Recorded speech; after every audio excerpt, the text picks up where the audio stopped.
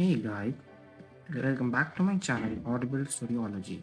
In this video of Percy Jackson and the Lightning Thief, we'll be doing the chapter I Plunge to My Death. This is the 13th chapter and it is one of the most interesting chapters that you'll be finding in this book. So let's begin. We spent 2 days on the Amtrak train, heading west through the hills, over rivers, past amber waves of grain. We weren't attacked once, but I didn't relax. I felt that we were traveling around in a display case, being watched from above and maybe from below, and that something was waiting for the right opportunity. I tried to keep a low profile because my name and picture was splattered over the front page of several East Coast newspapers. The Trenton Register News showed a photo taken by a tourist as I got off the Greyhound bus. I had a wild look in my eyes. My sword was a metallic blur in my hands. It might have been a baseball bat or a lacrosse stick. The picture's caption read, 12-year-old Percy Jackson, wanted for questioning in Long Island disappearance of his mother 2 weeks ago, is shown here fleeing from the bus where he accosted several elderly female passengers. The bus exploded on an East New Jersey roadside shortly after Jackson fled the scene. Based on eyewitness accounts, police believe the boy may be traveling with 2 teenage accomplices. His father, Gabe Agliano, has offered a cash reward for information leading to his capture. Don't worry, Annabeth told me. Mortal police could never find us, but she didn't sound so sure. The rest of the day I spent alternately pacing the length of the train because I had a really hard time sitting still or looking out the windows. Once I spotted a family of centaurs galloping across a wheat field, bows at the ready as they hunted lunch. The little boy centaur, who was the size of a second grader on a pony, caught my eye and waved. I looked around the passenger car, but nobody else had noticed. The adult riders had their faces buried in laptop computers or magazines. Another time, towards evening, I saw something huge moving through the woods. I could have sworn it was a lion, except that lions don't live wild in America, and this thing was the size of a tank. Its fur glinted gold in the evening light, and then it leaped through the trees and was gone. Our reward monkey was returning Gladiola. The poodle had only been enough to purchase tickets as far as Denver. We couldn't get berths in the sleeper car, so we dozed in our seats. My neck got stiff. I tried not to drool in my sleep, since Annabeth was sitting right next to me. Grover kept snoring and bleating and waking me up. Once he shuffled around and his fake foot fell off. Annabeth and I had to stick it back on before any of the other passengers noticed. So, Annabeth asked me once we had got Grover's trainer readjusted. Who wants your help? What do you mean? When you were asleep just now, you mumbled, I won't help you. Who are you dreaming about? I was reluctant to say anything. It was the second time I dreamed about the evil voice from the pit, but it bothered me so much I finally told her. Annabeth was quiet for a long time. That doesn't sound like hate. He always appears on a black throne and he never laughs. He offered my mother trade. Who else could do that? I guess, if he meant help me rise from the underworld, if he wants war with the Olympians. But why ask you to bring him the Master Bolt if he already has it? I shook my head, wishing I knew the answer. I thought about what Grover had told me, that the Furies on the bus seemed to have been looking for something. Where is it? Where? Maybe Grover sensed my emotions. He snorted in his sleep, muttered something about vegetables, and turned his head. Annabeth readjusted his cap so that it covered his horns. Percy, you can't barter with hate. You know that, right? He's deceitful, heartless, and greedy. I don't care if his kindly ones weren't as aggressive this time. This time? I asked. You mean you've run into them before? Her hand crept up to her necklace. She fingered a glazed white bead painted with the image of a pine tree, one of a clay end of summer tokens. Let's just say I've got no love for the Lord of the Dead. You can't be tempted to make a deal for your mom. What else would you do if it was your dad? That's easy, she said. I'd leave him to rot. You're not serious? Annabeth's grey eyes fixed on me. She wore the same expression she had worn in the woods at camp the moment she drew her sword against the hellhound. My dad resented me since the day I was born, Percy, she said. He never wanted a baby. When he got me, he asked Athena to take me back and raise me on Olympus because he was too busy with his work. She wasn't happy about that.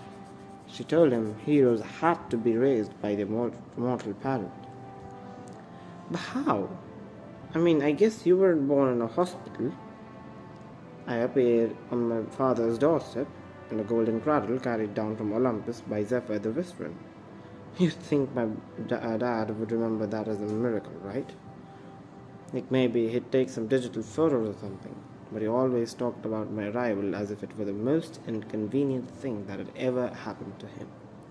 When I was 5, he got married and totally forgot about Athena.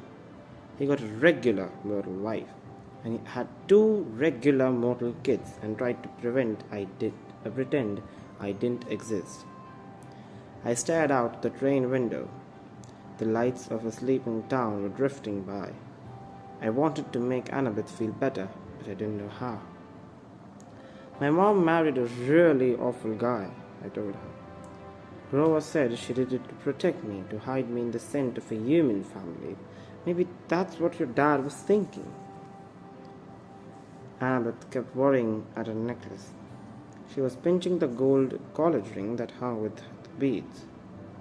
It occurred to me that the ring must be her father's. I wonder why she wore it if she hated him so much. He doesn't care about me, she said. His wife, my stepmom, treated me like a freak. She wouldn't let me play with the children. My dad went along with her. Whenever something dangerous happened, something with monsters, they would both look at me resentfully like, how dare you put our family at risk? Finally, I took the hint. I wanted. I ran away. How old were you? Same age as when I started camp. 7. But you couldn't have got all the way to Half-Blood Hill by yourself. Not alone, no. Athena watched over me, guided me towards help. I made a couple of unexpected friends who took care of me for a short time anyway. I wanted to ask what happened, but Annabeth seemed lost in sad memories. So I listened to the sound of Grover snoring and gazed out of the train windows, as dark as the dark fields of Ohio raced by.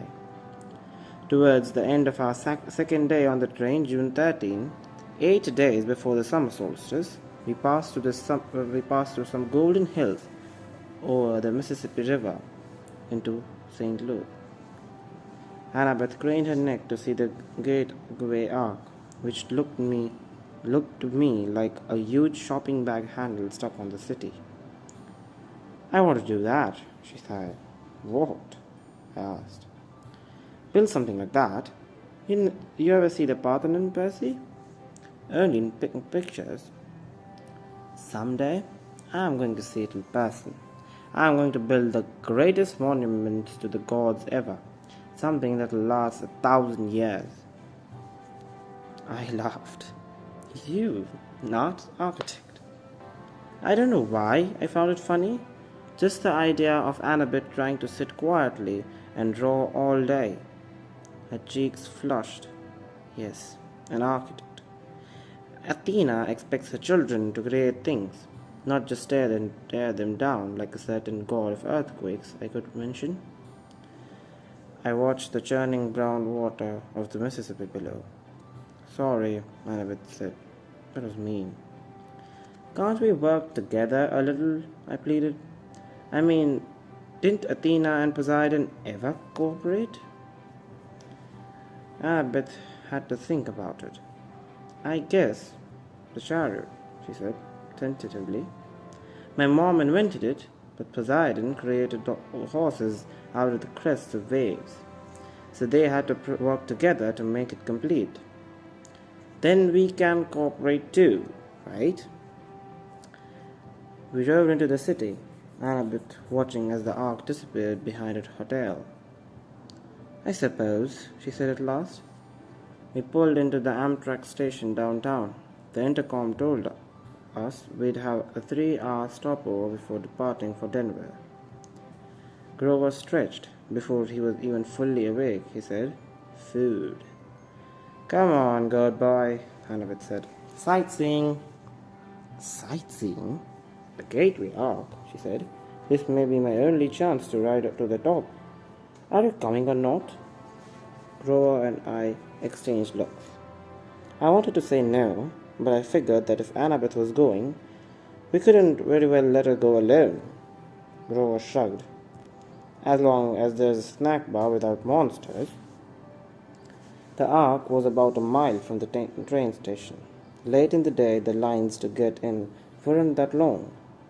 We threaded our way through the underground museum, looking at covered wagons and other junk from the 1800s.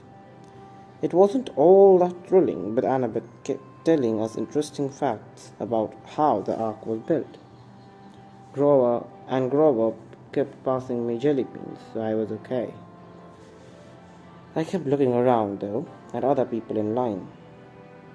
"You smell anything?" I murmured to Grover. He took his nose out of the jelly bean bag long enough to sniff. "Underground," he said distastefully. "Underground air always smells like monsters. Probably it doesn't mean anything. But something felt wrong to me. I had a feeling we shouldn't be here." "Guys," I said, "you know the gods' symbols of power?" Annabeth had been in the middle of reading about the construction equipment used to build the ark, but she looked over. "Yeah." "Well, hey," Grover cleared his throat. "We are in a public place. You mean our friend downstairs?" Right," I said. "Our friend way downstairs. Doesn't he have a hat like Annabeth?" "You mean the Helm of Darkness?" "Yeah, that's his symbol of power. I saw it next to his seat during the winter solstice council meeting." "He was there?" She nodded. "It's the only time he's allowed to visit Olympus, the darkest day of the year, but his helmet is a lot more powerful than my invisibility hat. If what I've heard is true, it allows him to become darkness," Grover confirmed. "He can melt in the shadow or pass through walls. He can't be touched or seen or heard, and he can radiate fear so intense it can drive you insane or stop your heart." "Why do you think all rational creatures fear the dark?" "But then, how do we know he's not here, right now, watching us?" I asked. Annabeth and Grover exchanged looks. "We don't," Grover said. "Thanks, that makes me feel a lot better," I said. "Got any blue jelly beans left?" I'd almost mastered my jumpy nerves when I saw the tiny little elevator car we were going to ride to the top of the ark. I knew I was in trouble. I hated confined places. They make me nuts. We got shoehorned into the car with this big fat lady and her dog, a chihuahua, with a rhinestone collar. I figured maybe the dog was a seeing-eye chihuahua because none of the guards said a word about it. We started going up inside the ark. I'd never been in an elevator that went in a curve, and my stomach wasn't too happy about it. "No parents?" the fat lady asked us. She had beady eyes, pointy, coffee-stained teeth, a floppy denim hat, and a denim dress that bulged so much she looked like a blue-jean blimp.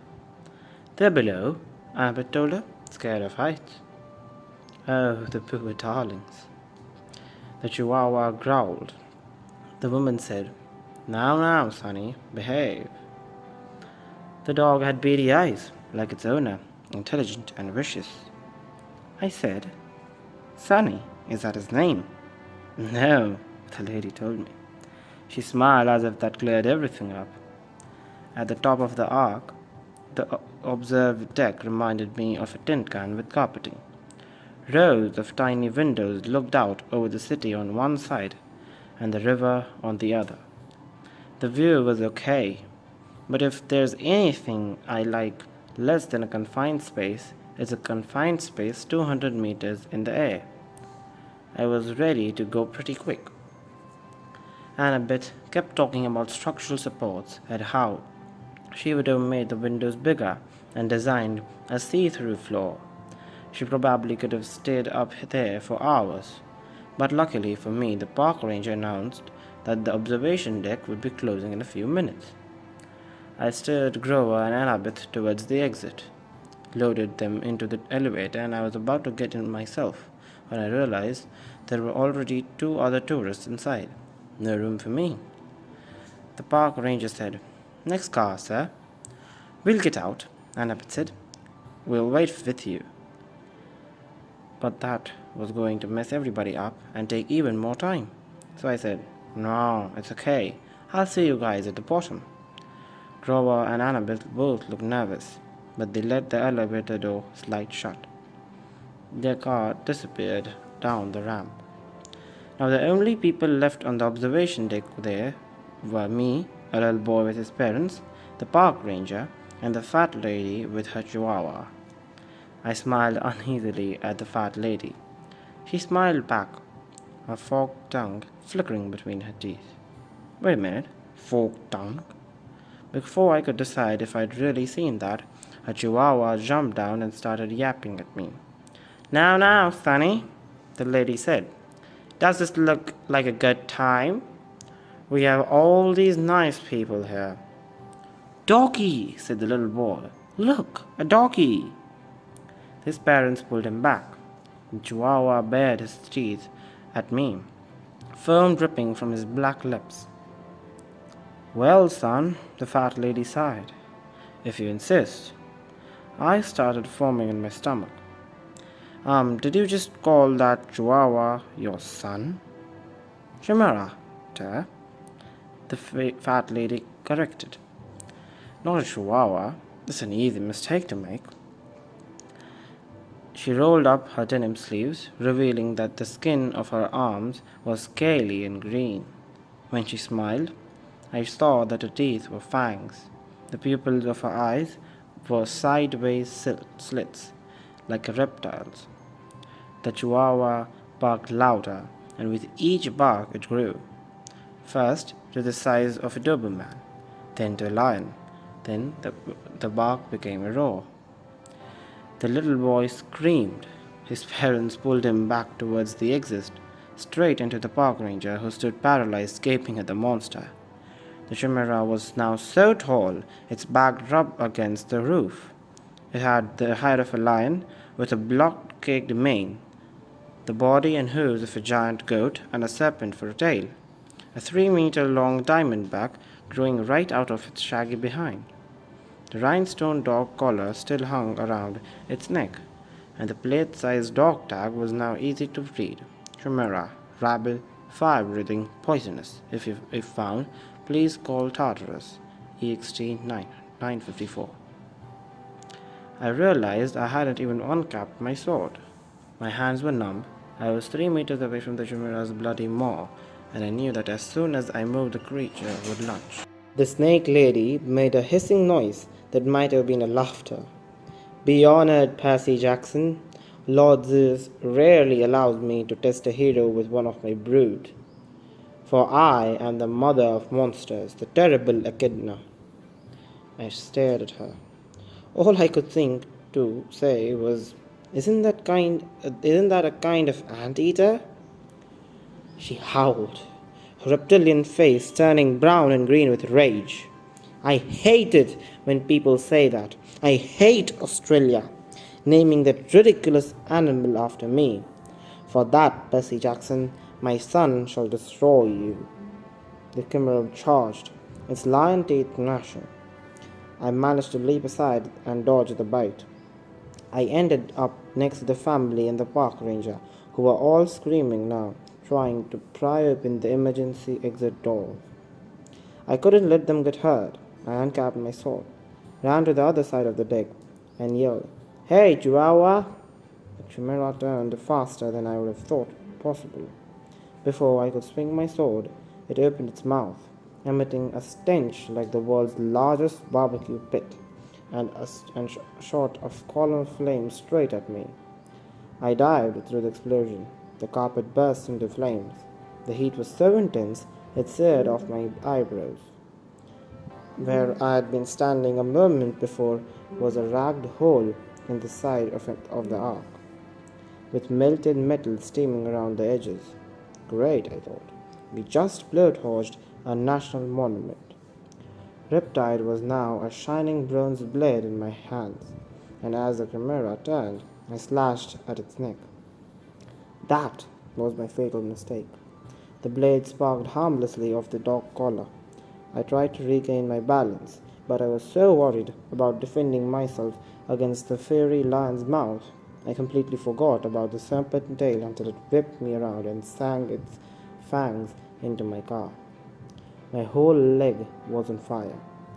I tried to jab Riptide into the chimera's mouth. The serpent tail wrapped around my ankles and pulled me off balance, and my blade flew out of my hand, spinning out of the hole in the ark and down towards the Mississippi River. I managed to get to my feet, but I knew I had lost. I was weaponless. I could feel the deadly poison racing up to my chest. I remembered Chiron saying that Anaclusmos would always return to me, but there was no pen in my pocket. Maybe it had fallen too far away. Maybe it only returned when it was in pen form. I didn't know, and I wasn't going to live long enough to figure it out. I backed into the hole in the wall. The chimera advanced, growling, smoke curling from its lips. The snake lady Echidna cackled. "They don't make heroes like they used to, eh, son?" The monster growled. It seemed in no hurry to finish me off now that I was beaten. I glanced at the park ranger and the family. The little boy was hiding behind his father's legs. I had to protect these people. I couldn't just die. I tried to think, but my whole body was on fire. My head felt dizzy. I had no sword. I was facing a massive fire-breathing monster and his mother, and I was scared. There was no place else to go, so I stepped to the edge of the hole, far, far below the river glittered. If I die, would the monsters go away? Would they leave the humans alone? "If you are the son of Poseidon," Echidna hissed, "you would not fear water. Jump, Percy Jackson. Show me that water will not harm you. Jump and retrieve your sword. Prove your bloodline." Yeah, right, I thought. I read somewhere that jumping into water from a couple of stories up was like jumping onto solid tar. From here, I splatter on impact. The chimera's mouth glowed red, heating up for another blast. "You have no faith," Echidna told me. "You do not trust the gods. I cannot blame you, little coward. Better you die now. The gods are faithless. The poison is in your heart." She was right. I was dying. I could feel my breath slowing down. Nobody could save me, not even the gods. I backed up and looked down at the water. I remembered the warm glow of my father's smile when I was a baby. He must have seen me. He must have visited me when I was in my cradle. I remembered the swirling green trident that had appeared above my head the night of Capture the Flag, when Poseidon had claimed me as his son. But this wasn't the sea. This was the Mississippi, dead center of the USA. There was no sea god here. "Die, faithless one," Echidna rasped, and the chimera sent a column of flame towards my face. "Father, help me," I prayed. I turned and jumped, my clothes on fire, poison coursing through my veins. I plummeted towards the river. Here we end one more chapter. This has been one of the most interesting chapter and that has left us here, and we don't know what will happen next. For knowing what will happen next, subscribe to my channel and wait for the next video. Thank you.